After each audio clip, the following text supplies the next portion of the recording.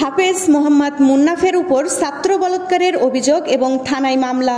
সিরাজগঞ্জ শাহজাদপুর প্রতিনিধি মোহাম্মদ শরীফুল ইসলামের ভিডিও চিত্রে বিস্তারিত।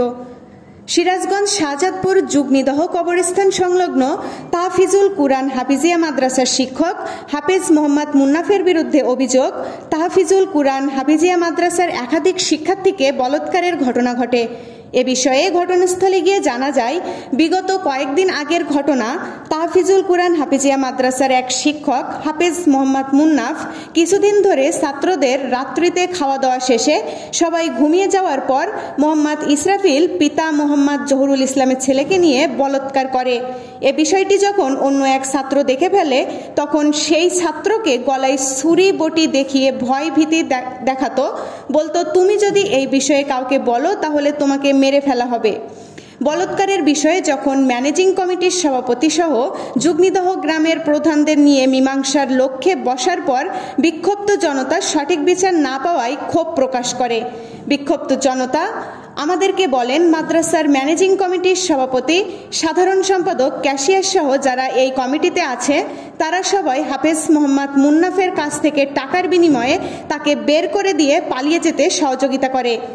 ভুক্তভোগী ইসরাফিল আমাদেরকে জানান, আমি তাহফিজুল কুরআন হাফিজিয়া মাদ্রাসার একজন হেফজখানার ছাত্র। আমি 4 থেকে 5 পারা হেফজ করেছি। রাত্রে খাওয়া দাওয়া শেষ করে ঘুমিয়ে যাওয়ার সময় মুন্নাফ হুজুর আমাকে ডাক দিয়ে তার কক্ষে নিয়ে যায়। নিয়ে যাওয়ার পর আমার উপর অসামাজিক কাজ চালায়। এ বিষয়ে আমি অত্র মাদ্রাসার বড় হুজুরকে জানাই। পরে হুজুর আমাকে মেরে ফেলার ভয় দেখায়, বলে, তুমি যদি এ কথা কাউকে বলো তাহলে তোমাকে বটি দিয়ে কেটে ফেলা হবে। তাই আমি ভয়ে কাউকে কিছু বলতে পারি নাই। একই মাদ্রাসার শিক্ষার্থী সামিউল ইসলাম আমাদেরকে জানান, আমি হেফজখানায় পড়ি।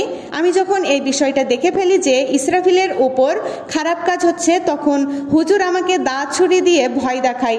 পরে আমি আর কাউকে কিছু জানাই নাই। এ বিষয়ে যখন জানাজানি হলো, ঠিক তখনই চিন্তা করলাম, ইসরাফিলের সাথে যা হয়েছে আমার সাথেও তো হতে পারত। তাই আমি আর চুপ থাকতে না পেরে মিডিয়ার সামনে এসে সাহস করে বলে ফেললাম।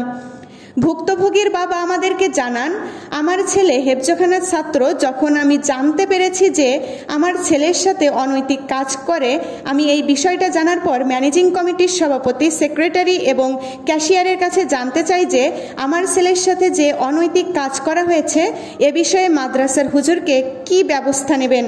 তখন তারা আমার উপর উত্তেজিত হয়ে পড়ে।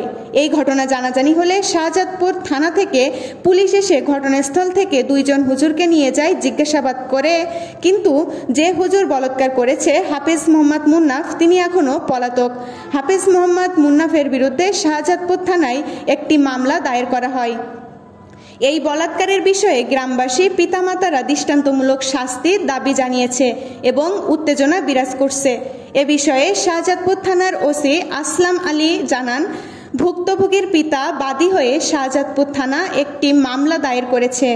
মামলা তদন্ত চলছে। অবশ্যই তদন্ত সাপেক্ষে দোষীদের দৃষ্টান্তমূলক শাস্তি দেওয়া হবে।